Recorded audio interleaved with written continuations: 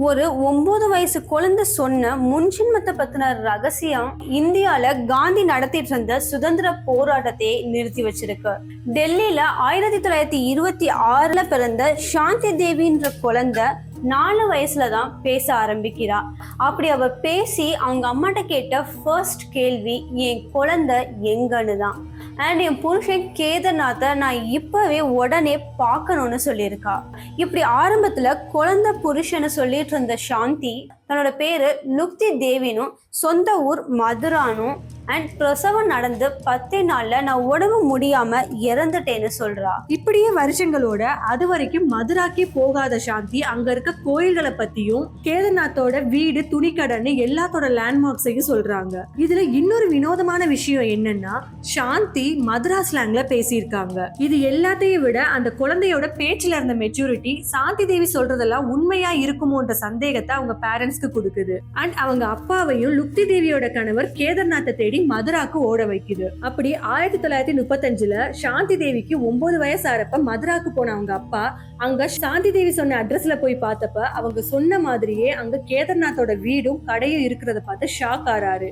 And கேதார்நாத்தை பார்த்து சாந்தி சொன்ன விஷயங்களை சொல்லி அவரையும் டெல்லிக்கு கூட்டிட்டு போறாரு. ரொம்ப வருஷம் கழிச்சு கேதார்நாத்தை பார்த்த சாந்தி தேவி அழுதுகிட்டே நான் என் மகனை பார்க்கணும்னு அவர் தோல் மேல சாஞ்சு அழுறாங்க.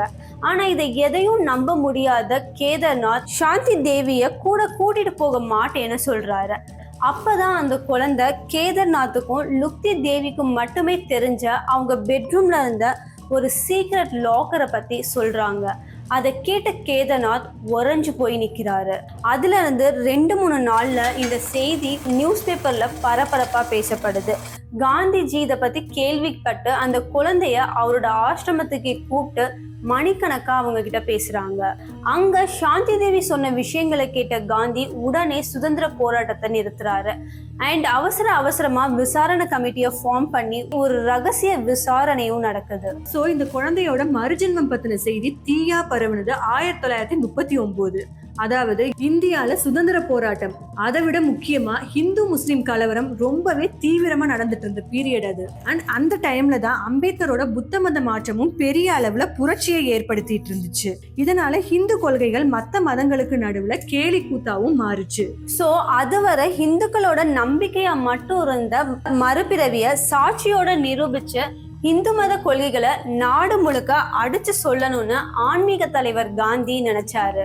சோ 1935 சாந்தியோட இந்த கேஸை விசாரிக்க சில national leaders, famous journalist, reporters, lawyers, investigation ஆஃபீஸர்ஸ்னு 15 பேர் இருக்க ஒரு இன்வெஸ்டிகேஷன் டீமை ஃபார்ம் பண்றாரு. இந்த விசாரணை கிட்டத்தட்ட 1 வருஷத்துக்கு நடக்குது. 50 பேரை கூட்டமா நிக்க வச்சு அதுல லுக்தி தேவியோட அம்மா, பாட்டி, அத்தை, மாமான்னு அந்த குழந்தைகிட்ட அடையாளம் காட்ட சொல்றாங்க. அதை கரெக்டா சொன்ன அந்த குழந்தை போன ஜென்மத்துல அவங்க ஒளிச்சு வச்ச 150 ரூபாய் இருக்கிற இடத்தையும் சொல்றாங்க. அவங்க சொன்ன மாதிரியே அந்த இடத்துல அந்த ரூபாயும் கிடைக்குது. அத்தோட நிறுத்தாத இன்வெஸ்டிகேட்டர்ஸ் அந்த குழந்தைகிட்ட மேற்கொண்டு நடத்தின விசாரணையில வேற வழியே இல்லாம லுக்தி தேவிக்கும் அவங்களோட ஹஸ்பண்ட் கேதார்நாத்துக்கும் நடுவுல இருந்த சில அந்தரங்க விஷயங்களையும் சொல்றாங்க. ஃபைனலி 1936 இன்வெஸ்டிகேஷன் டீம் சப்மிட் பண்ண 26 பக்க ரிப்போர்ட்ல சாந்தி தேவி லுக்தி தேவியோட மறுபிறவிதான்னு கன்க்ளூட் ஆகுது. அண்ட் இந்த report I have lived before அப்படின்ற பேர்ல ஒரு புக்காவும் பப்ளிஷ் ஆகுது. இது மூலமா ஹிந்துக்களோட நம்பிக்கைப்படி மறுஜென்மம் உண்மைதானும் ப்ரூவ் ஆகுது. அது மட்டும் இல்லாம வேர்ல்ட் லெவல்ல ரீச் ஆன சாந்தி தேவியோட கேஸ் இந்தியா முழுக்க மறுஜென்மம் பத்தின எக்ஸ்பெரிமெண்ட்ஸ் அதிகமாக்குது. இவ்வளவு தாக்கத்தை ஏற்படுத்தின இந்த புக்கை பத்தின இன்ஃபர்மேஷனை டிஸ்கிரிப்ஷன்ல கொடுத்திருக்கோம். ஓகே, சாந்தி தேவியோட கேஸை பத்தியும் காந்திஜி இந்த கேஸ்ல காட்டின ஆர்வத்தை பத்தியும் நீங்க என்ன நினைக்கிறீங்கன்னு கமெண்ட்ல சொல்லுங்க.